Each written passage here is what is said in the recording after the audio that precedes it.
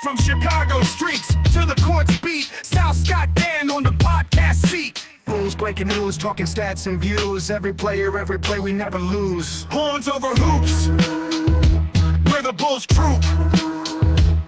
From game analysis to fan scoop. What's good, Bulls fans and Horniacs, and welcome back to another edition to the Horns Over Hoops podcast. We are your hosts for the evening, Sal-Bass and Dan Gracey. Scott Berman could not make it today. He is nursing an absolutely terrible sickness where he can barely speak. So best of wishes to Scott. Scott, get well soon, buddy. We miss you, man. But Dan, how have you been? You have not been sick. How have you been? I've been doing good. I've been working a lot of OT at my job. Super tired. I was in Chicago yesterday at a Cubs game. There you go. Yeah, it was crowded. Only saw one bum, and he was completely naked. So hold on. Let's explain this a little bit. What? So me and my wife, we took the train down to the city. We got off at Clybourne. And we were walking to a gas station to get like water and stuff before, heading to the game. Right. And underneath, we go under a bridge, and there's a bum sleeping there. His back was towards us, ass out, between his legs. This dude was tucking, because you saw just like those like silly putty egg things. You saw that. Okay. And my wife was disgusted. I wasn't that grossed out by it. I was just like, yeah, that's welcome to Chicago. Yeah. I'm surprised that I only saw one. Side note, what's like the appropriate term for a homeless person? Bums or I think homeless. Homeless? Okay. I think homeless is the PC way of saying like bum or hobo or yeah. We're just rattling off a bunch of slurs for homeless people. It doesn't matter. They don't have rights. They don't even have homes. Jeez. Okay. All right. How'd the Cubs do? They win? I mean, it's the Cubs. What do you think? Yeah. No. Side note, before we get started here, why are Chicago teams so bad? Cubs are bad. Bulls are bad. Blackhawks are bad. Yep. And you say the that Bulls are going to be bad. Oh, the Bears are going to be good this year, but they were bad last year. Well, I shouldn't say they were bad, but they didn't make the playoffs. So, what about Blackhawks? Are the Blackhawks doing okay? I think they were bad too. I think everybody has been bad. Like the city of Chicago is the worst team right now for Chicago sports. I mean, we're a sports city that sucks at sports.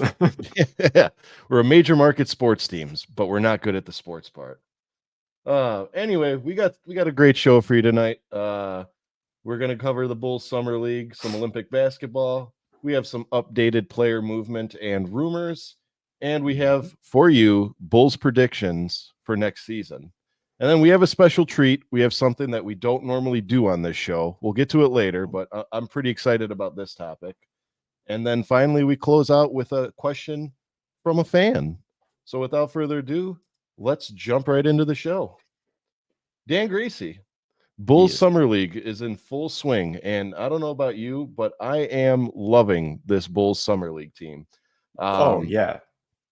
They've been playing absolutely phenomenal. I mean, they have been losing games, but the players themselves have been playing great. We're showing some growth. We're showing a lot of development from Sonogo, Phillips, and our rookie. You want to take a stab at his name, Dan? Bruzelis? There's no R in it. Matas Buzelis. Oh, is it just Buzelis? Yes. Oh my God, I'm never gonna get this right. Well, just think of Boozer, but instead of the it's Zealous. Buzelis. Yeah, think of Monte Ellis and Boozer. Oh, yeah. See? Yeah. Okay. Booze Ellis. There you go. Booze Ellis. Okay, there you go. Thank you. But anyway, what player has stood out the most for you for Summer League so far? I have two is Sonogo. I've fully understand what you were talking about last season with him bringing him into up to the main roster and giving him NBA minutes. I really want this guy to get legit NBA minutes this coming season. And Buzelis, Yeah. I fucking love this kid. Yeah. He can Kid's a score. steal. He can. The only thing that I don't like about him is, and I think he'll learn this in time, is his defensive perimeter defense is not that good.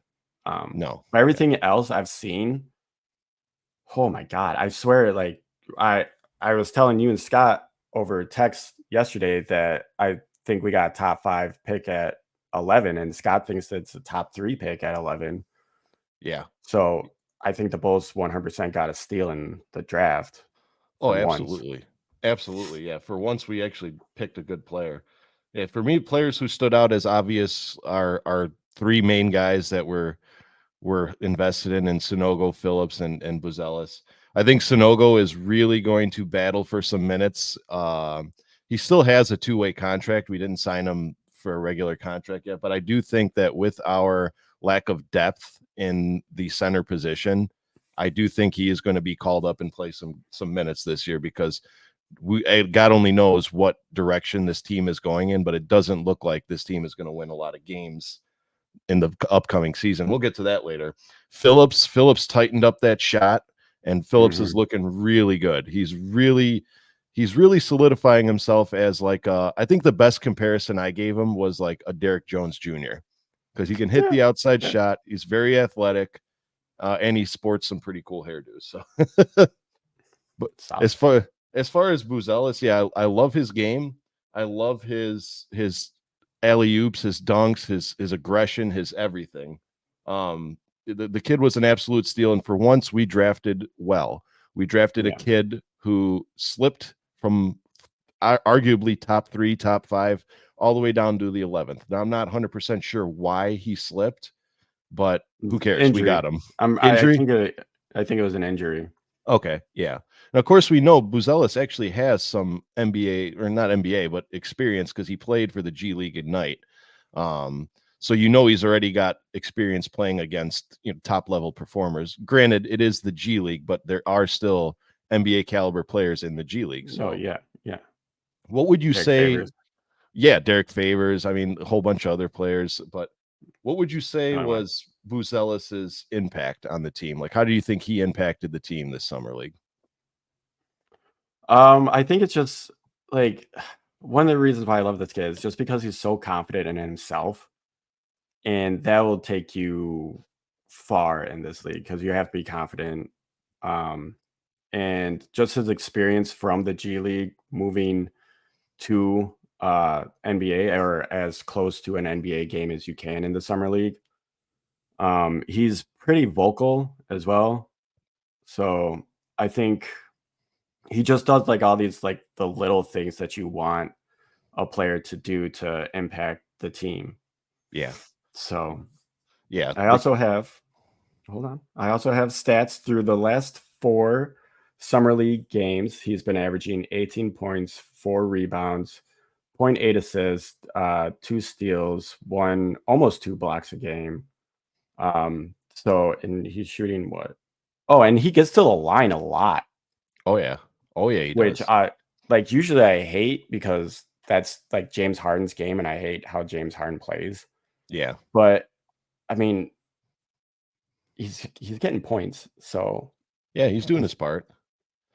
Yeah, he's had an absolutely tremendous impact on this team. He's got emotion, something that Bulls players don't necessarily always have a lot of emotion. This kid is dunking and screaming at the stands. I mean, he's a high flyer. He's cursing out players. Yeah, he's catching alley-oops. He's athletic. The only thing that I would like to see him do, and I think it's going to come with this season, is hit the outside shot a little better. He's not the greatest 3 shooter, but as you know, we do have a very good shot doctor on the roster. And I do think that with him, Matas can grow and develop that 3-point shot.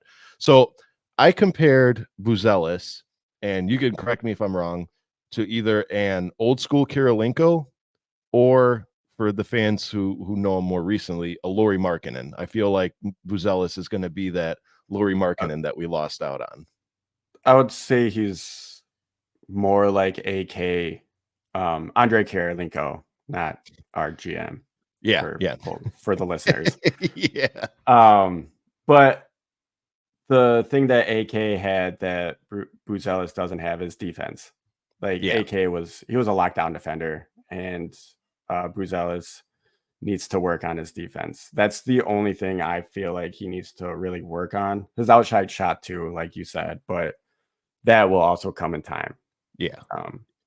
But other than that, the kid's got offense. He's got the ability to slash to the rim. You could see him catching those athletic alley-oops. I mean, so far it looks like he's got the total package. It's just a matter of seeing how it's going to transcend against real NBA players. Like, as you know, we don't know, is he going to play the 4? Is he going to play the 3? We don't know. And of course, we know that in the NBA, the top positions right now is the forward position. So I'd like to see how he does against a Kevin Durant. I'd like to see how he does against like a Giannis. So it's going to take some time, but I think that for the future, I could see this organization building around him and Kobe. So what do you think? I mean, I would hope. I really hope. I would really like that a lot. I do think that they're the future. Or if we end up trading Kobe like recently, like then this season, get something back, then clearly the Bulls are just focused on building around Buzelis. Yeah. So I think the direction that this front office has taken is overdue, and it's going in a good direction. We're going to lose a lot of games because we're young, but that's fine. Yeah, that's totally fine. This draft class coming up in 2025 is stacked. Yep. And we don't have a pick this we season, do, or we have it with like the Spurs. Like it's so if we get a top 10 pick, we get it. If we fall out of the top 10 pick, it goes to the Spurs. Okay, so it's top 10 protected. So needless to say, the Bulls are going to try to get that top 10 pick. Obviously, I said it before, no GM, no coach, no player is going to throw basketball games. I mean, they're going to put together a team where that's achievable. I'll say that. But because I think with this roster, I don't see us. I mean, we'll get to that later in the predictions, but I don't really see that being a problem where we can't get that top 10 pick. Oh, for sure. So, but yeah, like you said, the one thing that this team lacked for a few years now is direction. And that's one thing that's frustrating, is because the way that this team was constructed before, it's just perpetuative nothingness. Like, we have no direction. Are we building around Kobe? Are we building around Pat? Are we building around Zach? Are we building around, like, finally it's like, okay, it looks like we're building around Kobe. Looks like Buzelis, if he pans out, he can be a player we build around, but only time will tell, and only the season. We'll have to see when the season starts how everything pans out, because in my personal opinion, I still don't see Buzelis starting on the roster. As you know, Billy's not a big fan of playing the rookies. You saw that with Dalen Terry. I mean, he did play Phillips last year a handful, but I think it was more because injuries were a factor. Yeah. Otherwise, I don't think we would have seen very much of Phillips last year. But I'm kind of glad that we did, because Phillips showed flashes of being a solid player last year. Yeah. Athletic, good defender, and can hit that outside shot. Maybe not regularly, but he can hit that outside shot. So, but stealing the show of the Summer League, Dan, was not. Oh my God. I know. Was not the Chicago Bulls. It was Bronny James. And I got to say this, I'll be the first one to say it. Bronny James has grown a lot from his first preseason game. He started with those 5-6 point games, and he later had a 13-point game. I forget against who, but him and Dalton Connect are really connecting. And Bronny James looks like he could be a good role player in this league. So what are your thoughts on him? All biased aside, of course. No, of course. Like, I don't give a shit that his dad's LeBron James. Yeah. In this moment. Right. Yeah, I think he's gonna be a solid role player. Like, I think want to say that's the ceiling. I'm not sure. Obviously, time will tell. But as of right now, he's going to be a solid role player and nothing more. Like he's not LeBron. He's not the next superstar of the league. He's great at defense. His shooting needs a little work. The only thing I don't like is how the media portrays him. That's pretty much it. And that's not on him. That's on the like ESPN and all these sports networks that are just like riding that dick of the LeBrons. Yep. So all in all, yeah, I do think he's going to be a solid role player, solid defense. He could be like his ceiling would be probably like Derek White. Oh, okay. Yeah, just best case scenario. Yeah, would be like Derek White. Yeah. Because here's the thing about Bronny is he plays for the Lakers and he's LeBron James' son. So any form of basketball technology is going to be invested in this kid. They will give him every tool possible to be a good player. It's just a matter of Bronny developing himself, investing in himself, and I don't want to say taking it seriously because I know he's taking it seriously, but investing in that development, because when you're LeBron James kid, you're going to be set up for success. And what I like is he's not projected to be a big guy. He's not projected to be the next star. He's projected to be exactly who he is, and that is a role player. And I think he's going to master that. I could see him working his way up to a 6-man. I could see him working him. I mean, I don't really ever see him starting unless by some miracle he progresses into another echelon of player. But so far, I'm liking what I'm seeing.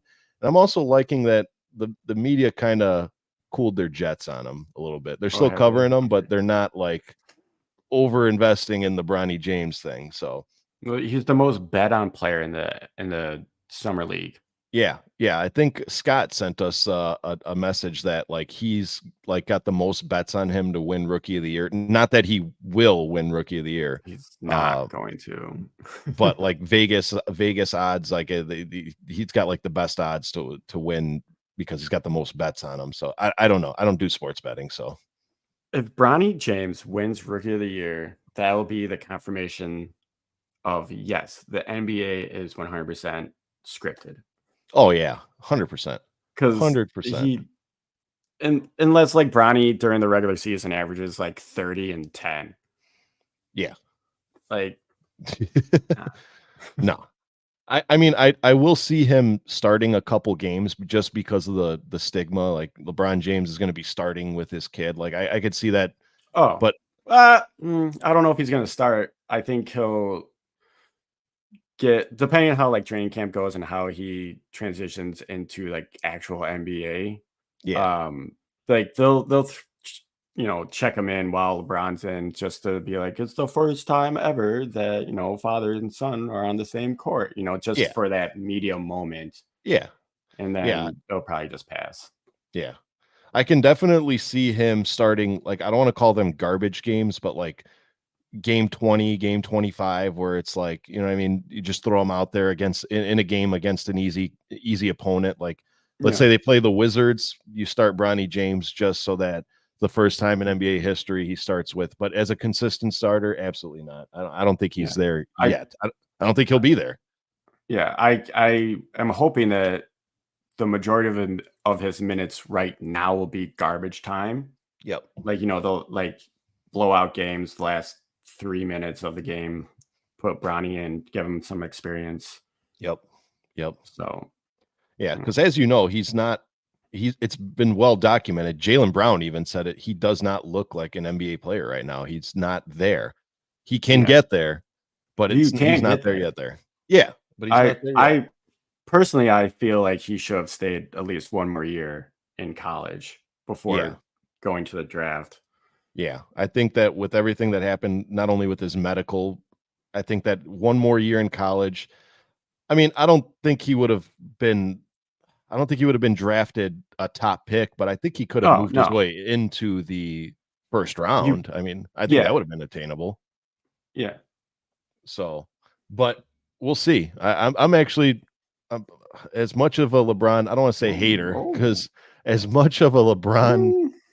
as much as I dislike LeBron, I am excited to see what Bronny James does in the league. So, but Do you speaking of think? LeBron, what's that? Oh, speaking of LeBron, I Yeah. was going to ask you if do you think now that his son's in the league that he'll do a farewell tour? Like, do you think that this is the last time we'll see LeBron James? So my son actually asked me that same question, and he does have that 2 year with a player option. Oh, yeah, that's right. The Well, thing is, LeBron doesn't need those 2 years. no, Like you're but it's LeBron $50 James. million. I don't see LeBron James leaving his Solid. last NBA paycheck on the table. So I True, think true. this year will be the year of I'm going to play with my son.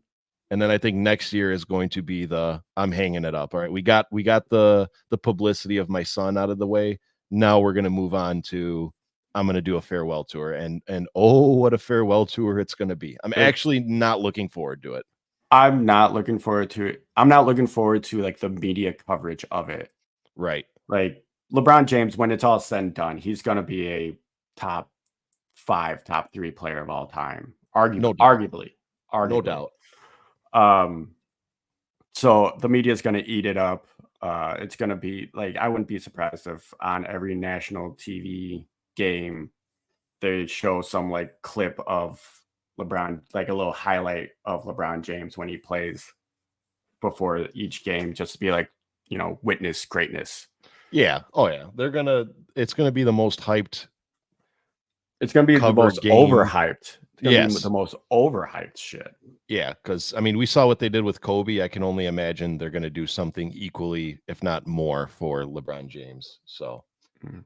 but speaking of LeBron James in another way, he is part of this Olympic basketball. As you guys know, Olympic basketball is in full swing here. We've played our showcase games, and up till this point, Team USA has been undefeated. We had a little scare the last game with South Sudan where we trailed double digits a majority of the game. And actually it went down to the wire where I think a missed layup was the reason why the Team USA ended up winning. But up until that point, the only game that was actually close was the game against Australia with our newly acquired Josh Giddey. So what do you Giddy. think? What do you think? What do you think of Team USA? Do you think they finally got it right? Yeah, I think with the exception of the South Sudan game, which was surprise, like I was shocked to see how close that game was. I was like, really? Really? Yeah. But I think that I don't see why they wouldn't win the gold this year. Right. They have a great squad. I think that Anthony Edwards is actually the best player on that roster. Oh yeah. But yeah, I think they're gonna win the gold. I don't see why not. Yeah. I don't see any other team that can really beat them. No. There'll be some teams that might like give us some scares. Like But South Sudan. that's not South Sudan. Like I'm talking about like maybe Greece. No, not Greece. Germany, Germany. Yeah, Germany Canada. will. Canada's solid. Yeah. Fuck Dylan Brooks. Australia has a solid Australia's pretty squad. solid. Yeah. So I think there's going to be some teams that are going to be like, like, oh shit, we might lose. Yeah. But all in all, I don't see why we wouldn't win the gold. Team Right. USA, baby. Yeah. Yeah. Here's the thing. Like up until yesterday's game, I always knew at least one player on every international team. And what caught me off guard yesterday was I knew nobody on South Sudan. I mean, if I'm an NBA scout right now, I'm getting the phone numbers of each and every single one of those players yesterday because they took on Team USA and kind of made us sweat a little bit. So I could see a lot of draft prospects coming from South Sudan with yesterday's performance. So, Well, but I think I saw this might be Bulls related. I think doesn't Luol Deng have like a program down there? yeah, In oh yeah, basketball? yeah. Our old Luol Deng, Lieutenant Deng, yeah, he's got Yeah. I don't know what exactly he does, so I don't want to speak, but I know he's heavily invested in the Sudanese team, Yeah. and good for him because the guy was just an incredible guy. I mean, Luol Deng was He's- probably one of my favorite Bulls of all time. He hands down. He's in my top 5 Bulls of all time. Yeah. I mean, I love I Lou. don't know if he is like retire his jersey worthy, but I do think he'll go down as a top Bull of all time. Yeah, I think so. I agree. Yeah. I mean, we weren't willing to give up Kobe Bryant, or we weren't willing to give up Luol Deng to get Kobe, and Kobe Yeah. wanted to play with Luol Deng. Yeah, exactly. So So that speaks that should tell you wonders. something. Yeah. Exactly.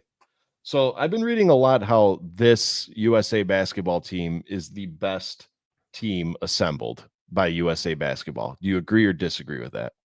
I 100% disagree with that. Okay. Who The do you Dream think was a Team and the better team? Redeem Team Yeah. are both those squads are better than this team. Yeah.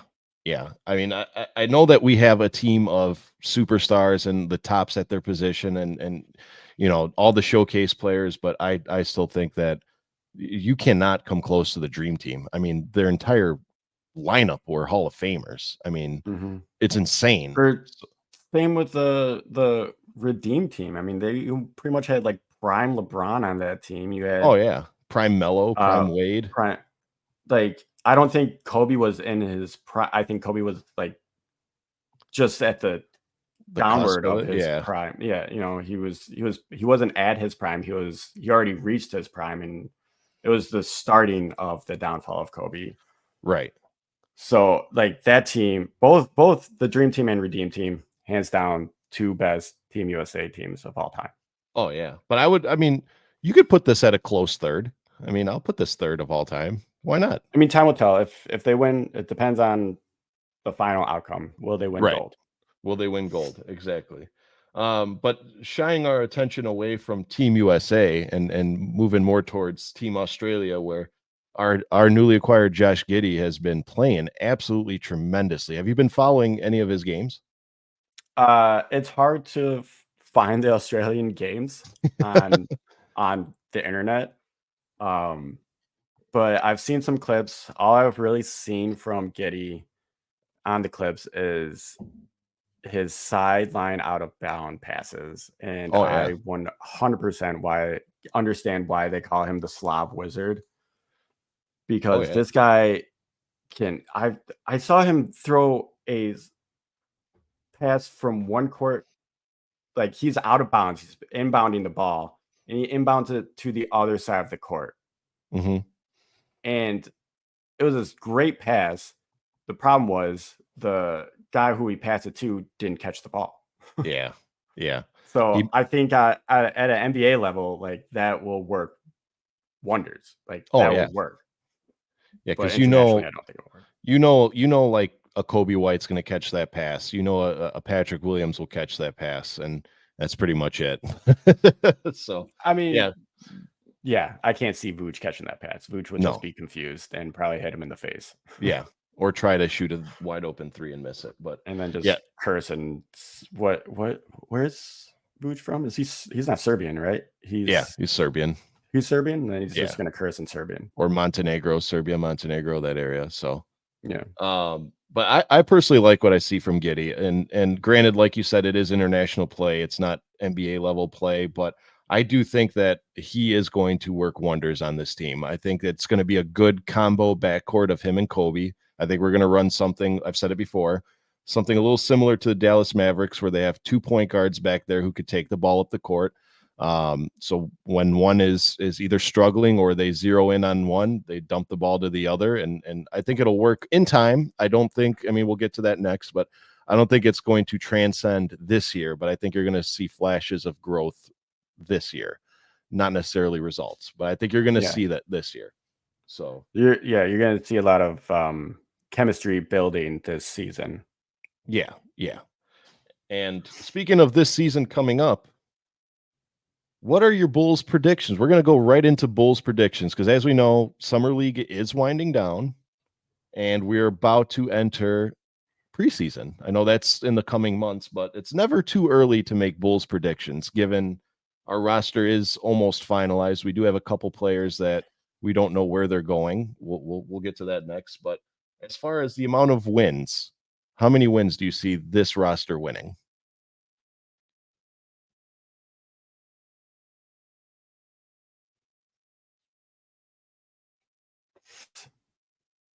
I think we're gonna finish 11th.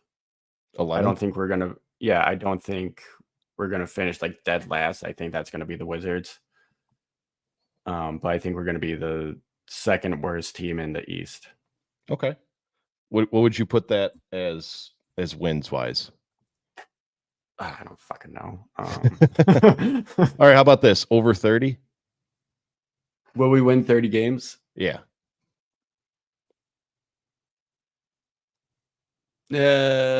Sure. I'll say yeah. Okay. For right now, I'll be on the 30 win train. Yeah. How about for conference? I mean, I know it division wise. I know it doesn't really matter, but where do you see us We're in gonna the be the worst division? team in the division. We're gonna be the worst team in the division. You I think we're think gonna be worse than Detroit? yes. Okay. Detroit made some solid moves. They got some good vets. They got Tim Hardaway Jr., who he hasn't been as good lately, but I mean, compared to this Detroit roster, Mhm. he's gonna be good for them. Who else did they signed someone else, and I was So shocked by it. they signed somebody, and one of our listeners actually talked to me about this yesterday. They're a Philadelphia fan. They signed Tobias Harris. Yeah, So yeah, I think that was a solid pickup. he's not a big fan Don't of Tobias Harris, but I mean, they're from Philly. I'm not a big fan of Tobias Harris either, but like compared to compared to last season, you can only move up, right? right.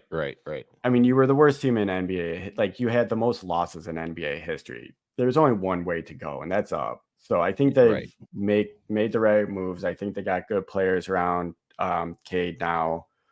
So I think they're gonna be. I don't think they're gonna be like they're gonna jump up in the standings from these moves, but I don't think they're gonna be the worst team in the NBA history anymore. Right. You Yeah, no, I know, agree with that. And so then they might make the play in. final question, do you see the Bulls in a playoff or a play-in scenario? Neither. Neither. Okay, good. I'm with you. For my predictions for the future, I think that we are going to play every single game as hard as we possibly can. I don't see us winning a lot of them. I think we're going to hover around that 30 to 35 win window. I mean, I could see us finishing 9th, 10th in the East. There's a lot of good teams now. A lot of people are forgetting the East has gotten significantly stronger. Weren't we 9th last season? Believe so, but Bro, there ain't no way we're getting 9th. yeah, Especially once we trade Zach. yeah. But the thing that's riding in our favor is the teams that got better were the teams that were already better than us. Like one of the big teams that got better was New York. They acquired Mikal Bridges, and they were this Villanova. yeah, and they were the Uh-huh. second seed, so they're already going to be better than us. Yeah. Then the 76ers, they just got Paul George, and they were already better than us. So I mean, it's one of those. You think Paul George is going to make him better? Oh, I think so. Yeah, I think that with Tyrese, with Paul George, and with a healthy Embiid, the variable will be if Embiid stays healthy. I think that team can make some noise. That's the thing, though. You need a healthy Paul George as well. Correct. Because So it's all dependent on health. It's a long season. 82 games is a long season. it's a So very long season. But I mean, you have two very injury-prone players, just like the team where he came from, the Clippers. You had two correct. very. I mean, Kawhi and PG were together for 6 seasons, and they have a total of like 3 playoff wins together. Yeah, I mean it wasn't very much. And then he moves over to Philly, which has another super injury prone player. Mm-hmm. In my eyes, like Embiid is the most overrated center ever. As far Just as because he's MVP, but yep. has never won a championship. He's never been to the Eastern Conference Finals. He's never been to the finals. Mm-hmm. He's so this guy, like Embiid, plays so reckless for how big he is. Yeah. Like most of his injuries are probably like self-inflicted. Oh, from the style of play. I can see Yeah. that. So Yeah, I can see what you I'm mean. just not a I'm not a big Embiid fan. At first I was. When he came into the league, I was like, this guy fucking is awesome. But now I'm just like, I feel like he's been exposed and I'm seeing it and I'm just like, bro, you are overrated. So you think he's a stats man more than anything? Yeah. I Okay. think you look at the numbers, wow, he's good. You watch the game though, you're just like, wow, what the fuck is this? Yeah. So, I mean, and then our division, I could see us finishing above Detroit. I mean, I still think all in all, we are a better team than Detroit. I do think Detroit made some good moves, and but I still think that we're a better team on paper than Detroit. As far as playoffs, I think that we try to snag that top 10 pick, and I think we miss the playoffs. I just think that the league and the East especially have gotten way too good for us to even attempt to compete in the playoff. Despite what AK may tell you, I do think that we're going to miss the playoffs. So, Agreed. and depending That's on why. movement, because and that'll be our next topic, but depending on movement, I don't see this roster getting much better than it is, because the players that we are looking to move in Zach and Lonzo, I don't think we're going to get a high return on it as far as translate into direct success. So, I mean, I don't see us moving Lonzo at all because he was out for like 2 years and now he is back and he's not even like how where is Lonzo with his basketball activities? Do you know?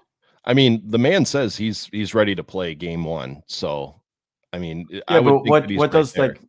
what does the Bulls medical staff say? What does these the Exactly front that. office say and everything that he's ready to go game No, one? no, no, no, no, no. Oh, okay. Exactly that. We haven't heard. We have not heard. I think all of our Yeah. attention in this offseason has been shifted towards A, moving Debo, which we did, B, moving Zach, and then just drafting of Buzelis. So I don't think we really Mhm. gave it much focus. I'm anticipating that somewhere during the preseason, we will see some news regarding his health.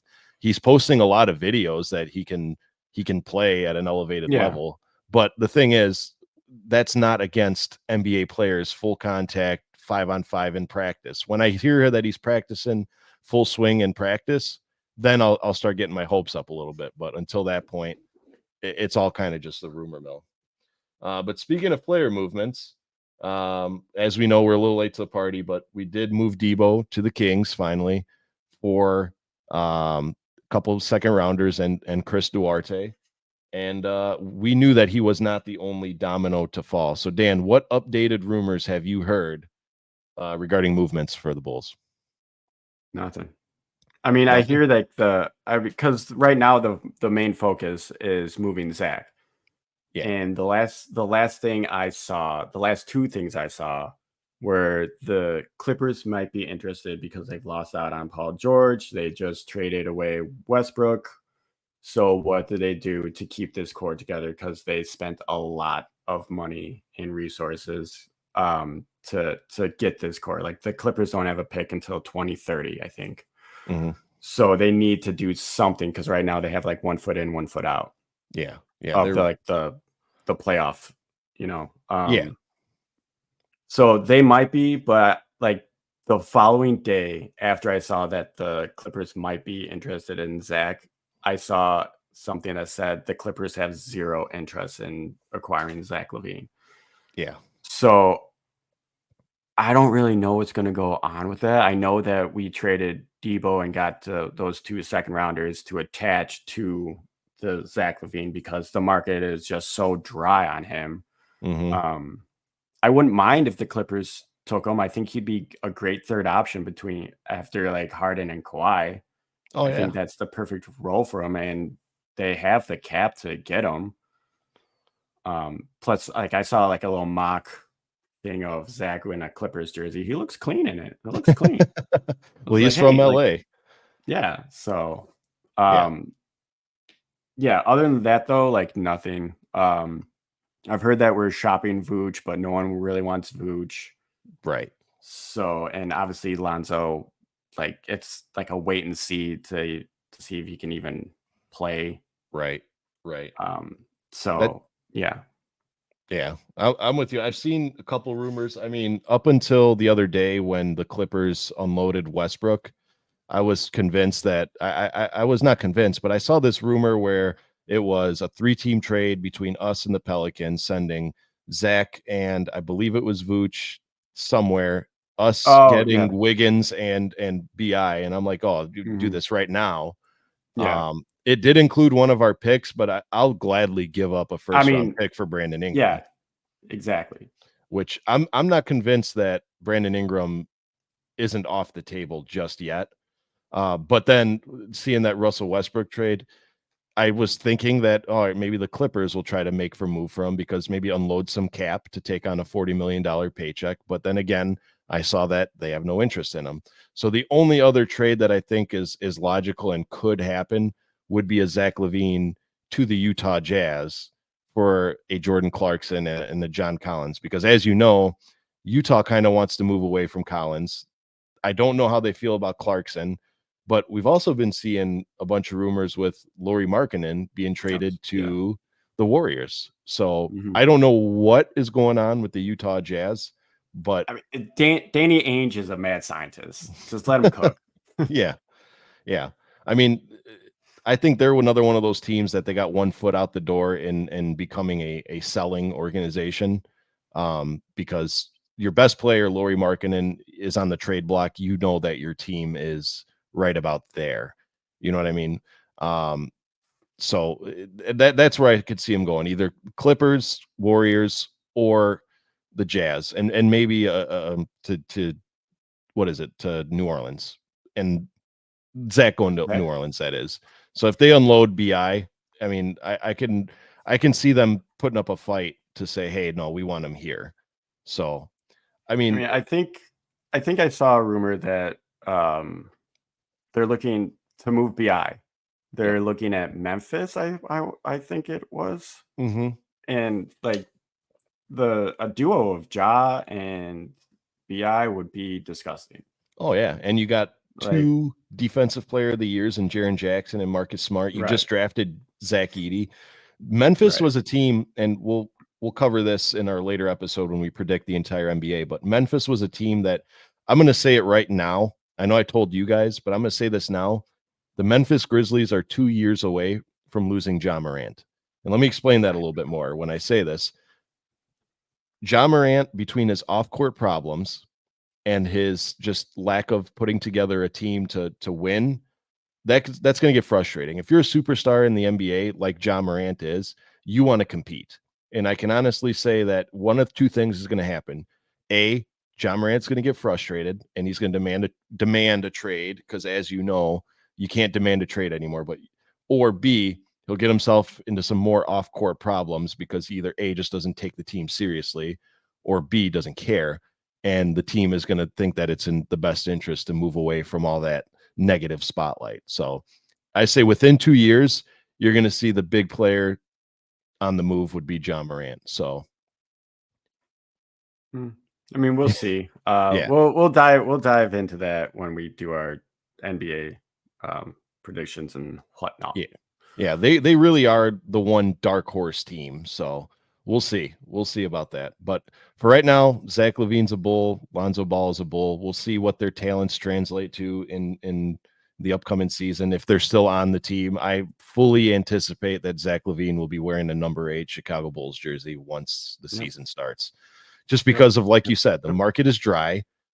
Our price tag for him is way too high. And now, whenever you attach a first round pick to a 2-time all-star scoring guru, accolades go on and on, it's never a good sign. It means that you're struggling. It's turning into like just a straight salary dump scenario for them. And it's kind of sad. I understand why Zach is like mad at the Bulls organization. I would be too if I was in his shoes. Right. But yeah, so I was thinking about this yesterday. If/when the Bulls finally get rid of Zach and we just have Vooch pretty much, do you think that we will pretty much be the Orlando Magic when Vooch was on the Magic? like the exact same play style and everything. Probably. Like I mean, I play could see through that. Vooch. Vooch does all these like post passes, and I mean, but we're also a team that can't shoot threes, so I just don't know how Yeah. like this whole thing is gonna work. I mean, I guess like you said, it all depends what we get from him, because if we get a scorer for Zach, obviously I'm sure he's going to be the option. But right now, it's scary because all signs are pointing towards the primary scoring option is going to be Vooch. I mean, I yes, I Right. guess Pat He's Williams, gonna but well, like Vooch, like on paper, I feel like he'll be like our best player. You know, right, as like far as experience and yeah, right, yeah, that's what I'm saying. Like, yeah, I personally think Kobe's our best player, but like the best player on the team will probably be Vooch. right, Vooch will, and if it's just Vooch and you're playing through Vooch, then he'll have a great season as long as he stays away from shooting the three. yeah, Like yeah, just play the post and just baby people, baby yep, hooks, everything. yep. But yeah, I think you're absolutely right. I think a good success for Vooch to having a successful season is just know your role. Like know your role. Like you cannot shoot threes consistently. If you're shooting 29%, that's enough to say I can't hit these. So, you know, my let 3-point days are done. correct. Let that responsibility fall on somebody who can hit that shot more Like, yeah, consistently. give it to Kobe, give it to Phillips, give it to Pat. Craig. You know, Yeah, exactly. yeah, Give it to the player. Craig. Give it to the players who can hit these shots more consistently. Just stick to your bread and butter, and that's that post. I would like to see him do a little bit better job at rebounding, but I mean, he is an aging veteran. I mean, you talk about he's flirting with being on the cusp of transitioning from a starter to a bench player. I mean, let's just face it, on any other team right now, Vooch would have to battle for some minutes to be a center. I mean, yes, there are those teams that are to just start. correct. I mean, granted, there are those teams that don't have a center and he'll be on there just for technicality, but and any other rosters that's in the mode of competing, I don't see him being a starter on those teams. So we'll see. Time will tell. I'm actually, as terrible as we're projected, I'm actually excited for this Bulls season coming up. I'm very excited. I So always get like overly excited in the off season for Bulls basketball, and then the season starts and I get just pissed. yeah. But I mean, at least this year, like I said it before, I said it on the episode with Q.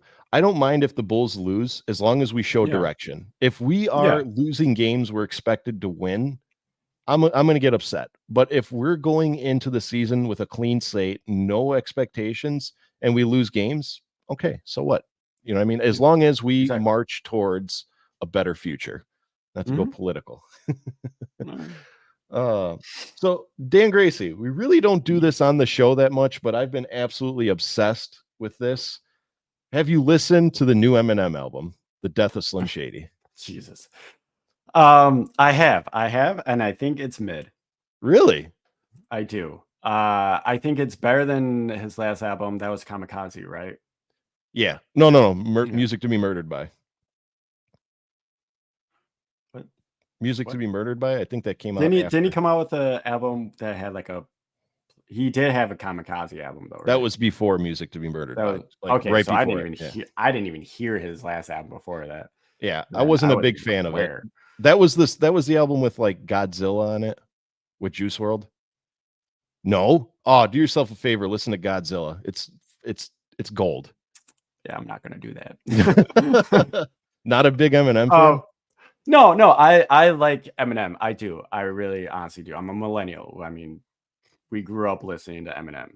Yeah. Whether we wanted to or not, like Slim Shady was part of all of our lives. But like with this new album, I'm just like, why are you bringing back Slim Shady when you're like in your 40s? He's 51.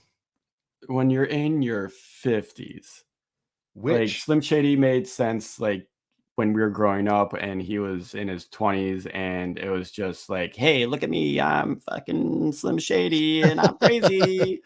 You know, that made sense and it was entertaining. And like he's still I would still say that Eminem, I don't think he's like the GOAT of rap or anything like that, but he's easily top 5, top 10. I'm glad you Um, mentioned that because that question's coming up. So oh, go okay. ahead. But I just feel like he's slipping. That song, you told us to check out the song Toby. Yeah. And my thing is, because I truly do, like, I love music. I do listen to everything except for country because I don't want to destroy my ears with that garbage. Um, but I listened to the whole album, start from front to back, and the song Toby in particular, I hate that song so much. Really? I like it's crazy because I like Big Sean. I Yeah. like Eminem. I have like, I have respect for these two rappers, but the entire song just sounds like a buildup to something and it goes nowhere. Like it's an anti-drop. Like, Yeah. when you get the buildup and then just nothing happens, the anti-drop. Yeah, like they're like Okay. rapping and I'm anticipating for like, all right, like when's shit gonna hit the fan? And it's just like, nope, just kidding. We're gonna build this up again. And we're gonna do it again. And you're not gonna, it's like, I don't think I can say this on air, but it's like edging, Edging. when you're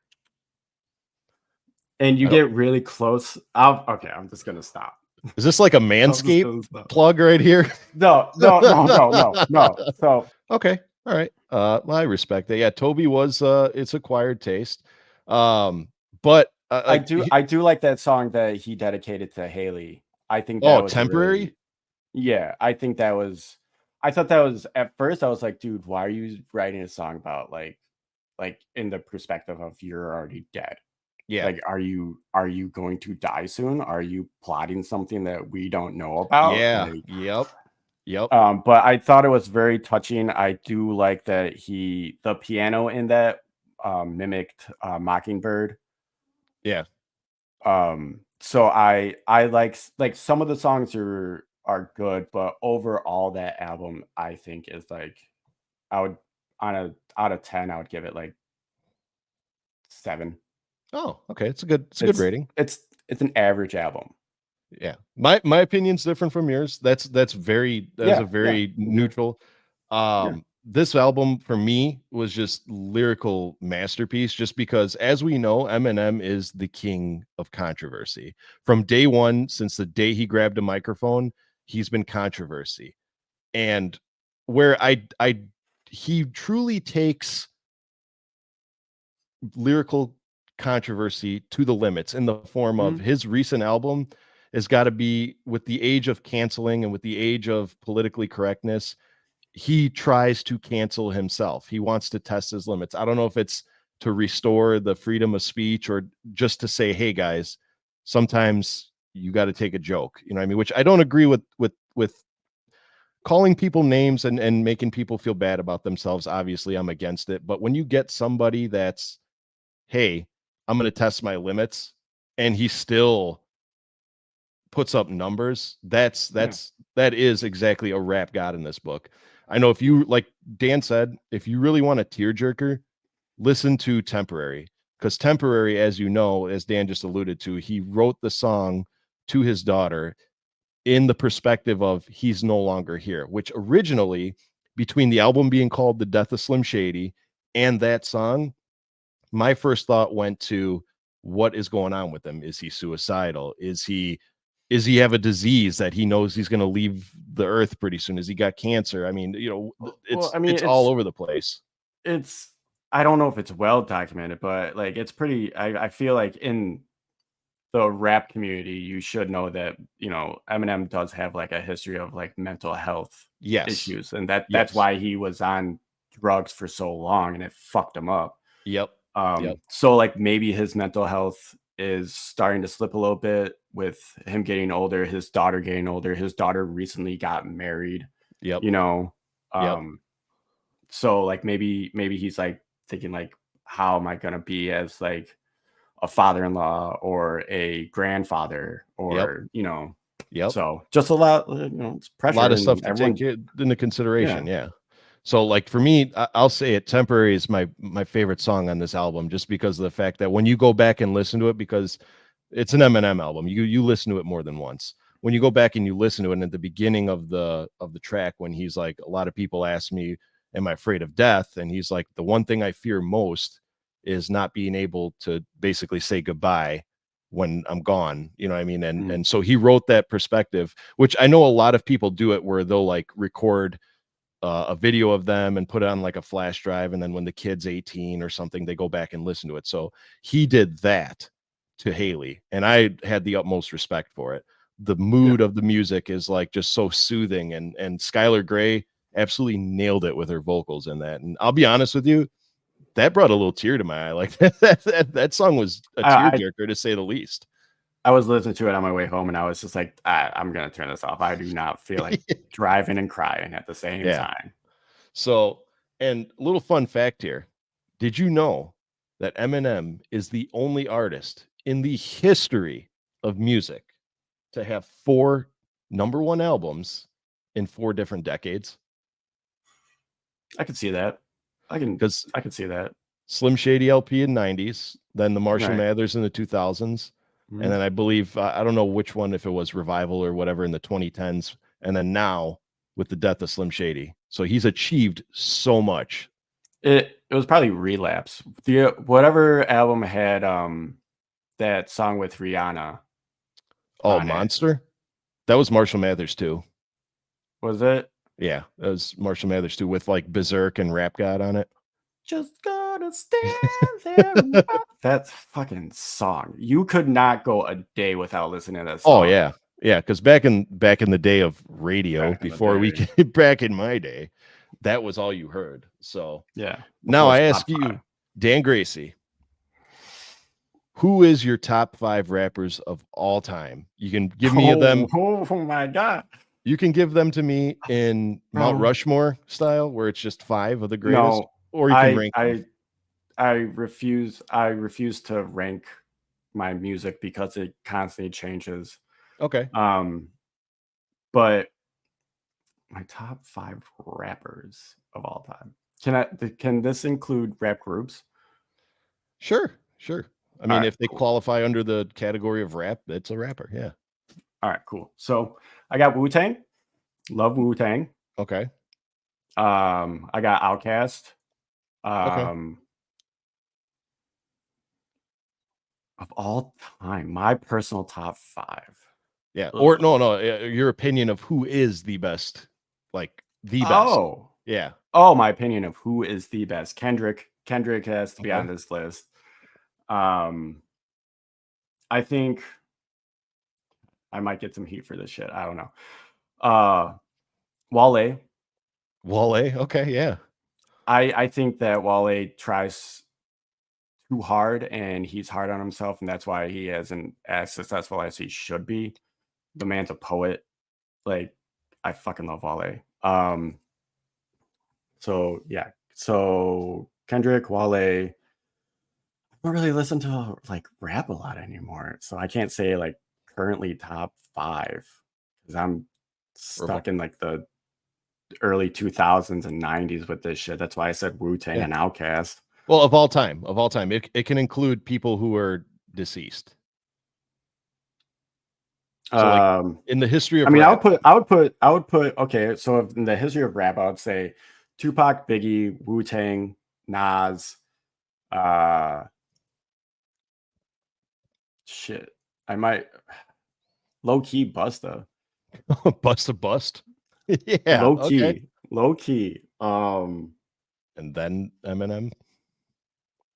Yeah, Eminem's in there for sure. I don't know, Tribe Called Quest. Just I'm a big fan of like the 90s or early 2000s scene for rap. So that's kind of like the new rappers. The only new rapper I truly do like is Coda the Friend. Okay. All these other new rappers are garbage. I'm sorry, but you guys are. J. Cole. I think J. Cole's one of the greatest rappers. Okay. I can respect that. I mean, here's my top 5, and what's yours? I'm gonna rank them from 5 to 1. So at number 5, I got Drake, just because the man has achieved the numbers. I mean, Yeah. love him or I hate mean, him. he he's got controlled he controlled like the 2010s. He controlled that era. Yeah, exactly. Number 4, I got Nasty Nas. Nas just did so much for the industry. And then like going hand in hand with Nas at number 3, Jay-Z. Jay-Z is one of the most iconic rappers of our generation. He's not a businessman. He's a businessman. And now at number 2, I'm going to put Tupac and Biggie hand in hand, just because of the fact that their music, you can't have one without the other. Exactly. Their music is almost like whenever you think of Tupac, you think Biggie, you know what I mean? And their music was like between the feud, between the, you know, it's only right to put them hand in hand with number 2. But at number 1, I have the greatest rapper of all time. I don't think Marshall, Slim Shady, Eminem, Mathers. 100%. I think that there's and this is the reasoning, like besides the sales, besides the success, it's just if you listen to what he can do with just tempo, rhythm, lyrics, he can rhyme words that don't even rhyme. I've listened to him like rhyme with orange, and you know what I mean, like it's insane. The man is he's a lyrical genius. He truly is. It's a gift that he has. I mean, personally, I don't think he's like the GOAT, but I mean, this is your list. I have mine. So, yeah. So if you haven't listened to it yet, go out, listen to The Death of Slim Shady. It's absolutely incredible. But then again, opinions vary. But Dan Gracey. Real quick, Coda the Friend also dropped an album. Check that out. It's really good. And so did Lupe. Lupe Fiasco dropped an album. It's phenomenal as well. I'll have to check those out.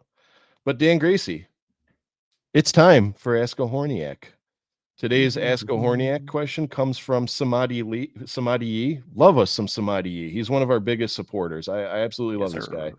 Yes, and his question is, what progress would you like to see from each of the young guys? And he emphasizes Kobe, Io, Giddy, P. Wells, Matas, and Jalen Smith. And he has a follow-up question of, what is your favorite thin crust tavern style pizza in your area or Chicago? So we'll start with Kobe. We'll keep them quick. What's your expectations of Kobe?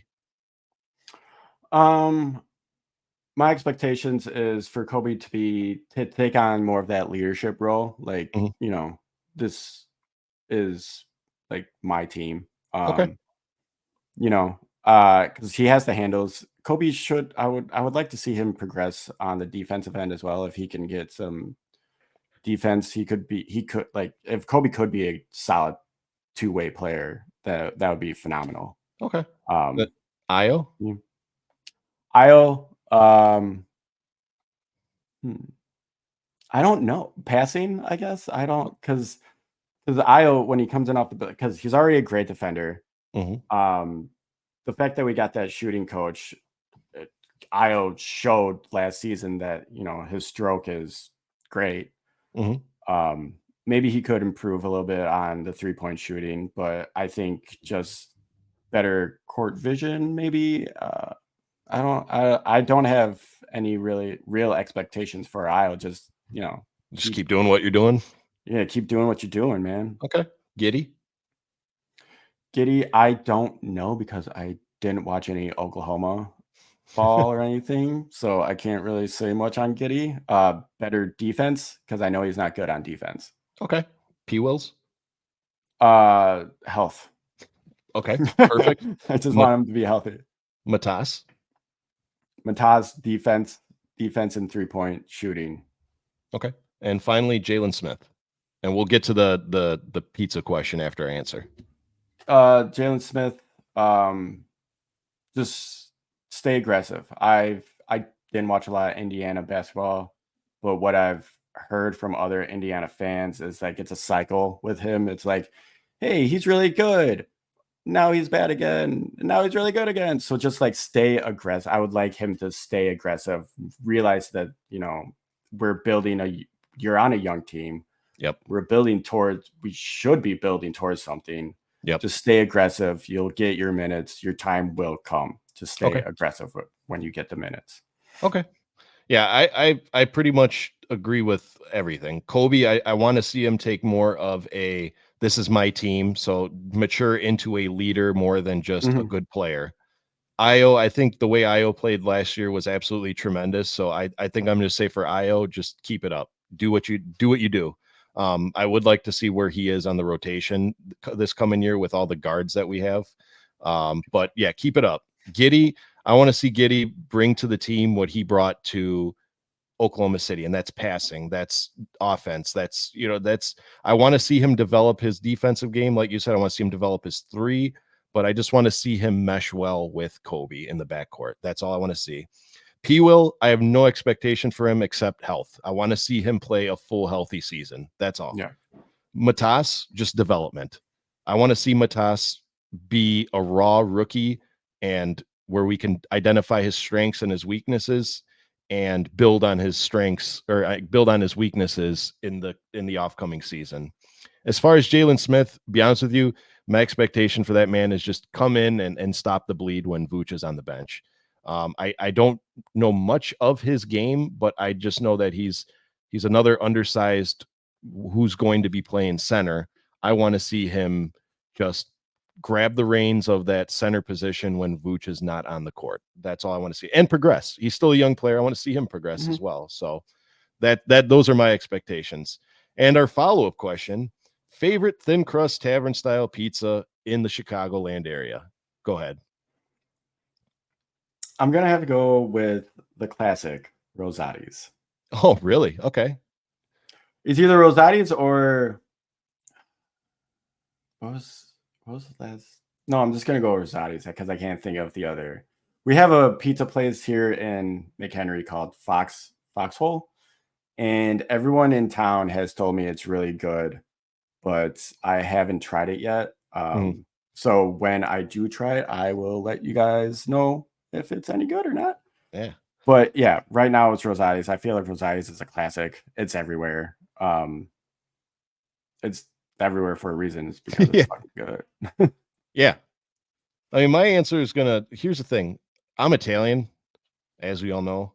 I don't eat a lot of tavern style pizza just because of the fact that I was born into a family that owned a pizza place. So after a while, tavern style, and we did tavern style, and after a while, I don't want to say it gets old, but it gets old. So my favorite, similar to thin crust style, would be like Napolitan style or wood fire pizza. So, but my favorite wood fire pizza, delicious. It is, and in my opinion, the best pizza overall. If I'm getting a pizza, I'm going to this place. It's in Addison. It's called Elio's Pizza on Fire. Okay, stay with me now. It's in a strip mall, but it's in a strip mall because the man is a genius. Okay, you go in there, the atmosphere is incredible. Okay, the pizza is about as close as you can get to overseas. The man imports all of his stuff from Italy. It's fresh. You order it, it gets from the order to your table within 15 minutes. It is insane. Damn. Yeah. Oh my God. And it's just delicious. Everything on that menu, like when you go to a place and you're like, I'll just have the regular, I'll have the regular. This isn't that place. This place makes you want to order a new one every single time you're there. Dude, I love places like that where like you can't decide on the menu, so you just keep coming back to eat more different kinds of food that's on the menu. Like, I have to try this. I want to try this. I want to try that. Yep. The guy is incredible, dude. He's like an extended family member of ours, and he does a great job. So whenever you guys, if you're listening in the Chicagoland area, or if you want to make a trip to Addison, suburb outside of Chicago, check out Elio's Pizza on Fire. Tell him Sal sent you too. Or just call your local Rosati's. Or call Rosati's. There you go. Samadhi, thank you for the Ask a Horniak. We love your questions. We love your support. Thank you so much. Keep doing what you do. But Dan Gracey, unfortunately, it's time to cry because we've reached the end of our show. So what do you have for the Horniaks and Bulls fans before we close out? If you're in Chicago, make sure the homeless guy that you run into is wearing pants. No, I don't know. You saying like remove your pants and give it to him, or if you just happen to be carrying a spare set of pants, give it to him? Or I mean, yeah, if you're wearing pants and you see this guy doesn't have pants, do him a solid. Give him some pants. No one wants to see bum dick. Jeez. Okay. All right. Thank you, Dan Gracey. Anytime. Well, from all of us here at the Horns Over Hoops studio, we thank you for tuning in every other week and giving us your love and support. Please do continue to follow us on Twitter. Go over to our Instagram page, like our shorts, follow us there. Follow our YouTube shorts. We love posting those YouTube shorts. We get some good feedback on those. Drop us a comment in this video on what you think of our new intro. I introduced it last video, and I love our intro, man. I love that music. I love that AI music. So it's so corny, but like, it's good. Yeah, it reminds me of the Pokemon rap. That's what our intro reminds me of. The Pokemon rap. Yeah. I like it. Yeah. So drop us a comment what you think about that. It's really cool. If there's any other ideas or topics you want to see discussed on the show, feel free to give us a DM.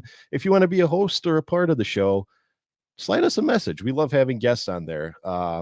We think it's really fun. So we love giving back. We love reaching out to the Bulls community. It's a incredible thing. So we hope to get Scott Berman back next week.